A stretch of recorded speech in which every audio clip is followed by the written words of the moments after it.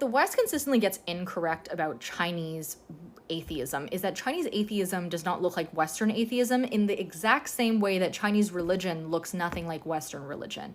And the way that I can explain this best is the way that the West practices religion is rooted in this idea called orthodoxy, which is essentially the idea of the right belief, okay? Everybody gets together, they're like, no, my religion is correct, we're gonna find out in heaven.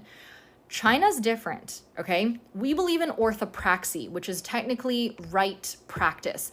But in China, the way that we define good is also not from like a good versus evil perspective, as much as it's kind of more rooted in like zheng, which has to do with like straight alignment, like being straight versus being like crooked or bent. We are looking to reach alignment.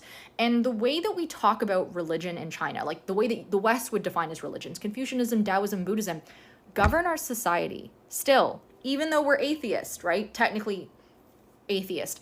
But the way that China even defines atheism in itself is just that there is no belief in like a personal God. But we do believe in like Confucianism, Taoism, and Buddhism. It's just a little bit different because we believe that like there's a saying. Confucianism governs the society, Taoism governs the body, Buddhism governs the mind.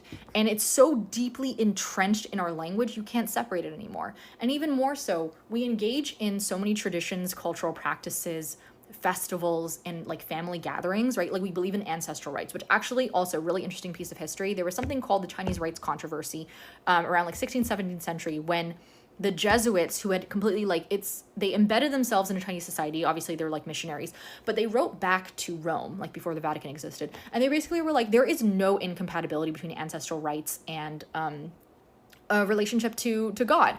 And then the Pope, who had no understanding, and the Franciscans and Dominicans that were in China actually wrote back and they're like, no, this is concerning. And so the Pope was just like, oh, okay, like let's just like ban that.